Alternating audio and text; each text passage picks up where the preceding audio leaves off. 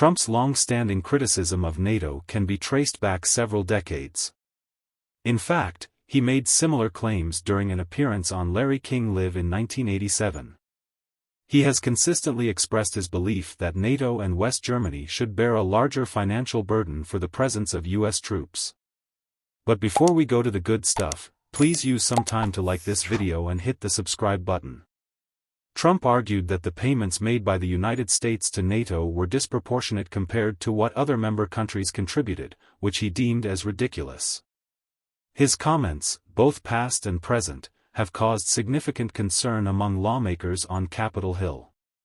Their worries were so substantial that they passed legislation last year to prevent any president from withdrawing the United States from NATO without Senate approval. To shed light on these matters, Ambassador Julian Smith, the U.S. permanent representative to NATO, joined the discussion. When asked if any NATO members were currently behind in their payments to the United States, Ambassador Smith clarified that there were no delinquencies since NATO does not operate on a dues-based system like a country club.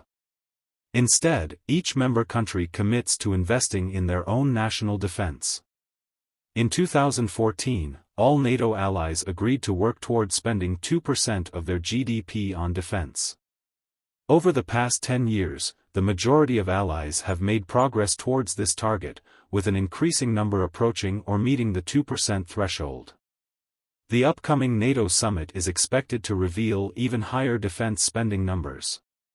Ambassador Smith attributed this progress to the efforts of Presidents Obama, Trump, and Biden, who have encouraged allies to contribute more to their own defense. These increased investments have enabled NATO to enhance deterrence and defense capabilities, protect against cyber attacks, safeguard critical infrastructure, and build resilience. While 11 NATO members currently meet the 2% defense spending target, Ambassador Smith expressed optimism that more allies will reach this goal soon. He highlighted the substantial progress made over the past decade, with 2/3 of the alliance expected to spend 2% of their GDP on defense at the upcoming summit.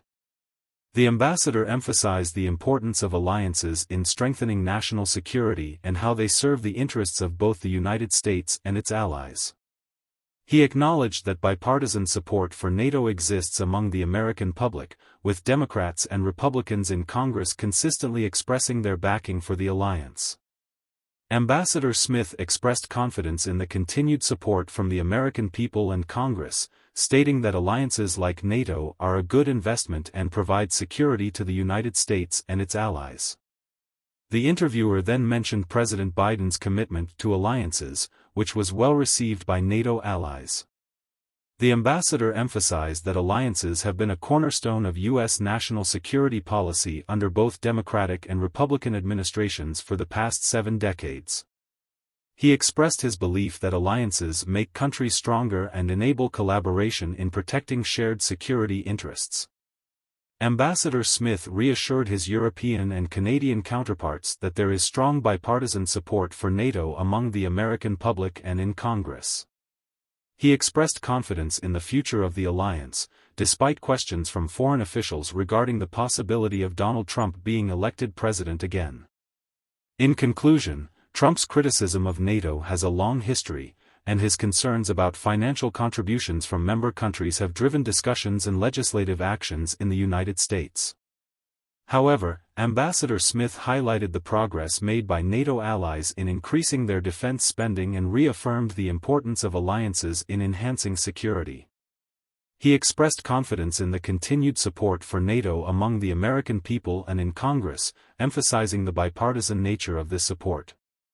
Thank you for watching. Before you go, please leave your thoughts in the comments section, subscribe, and stay tuned for more updates.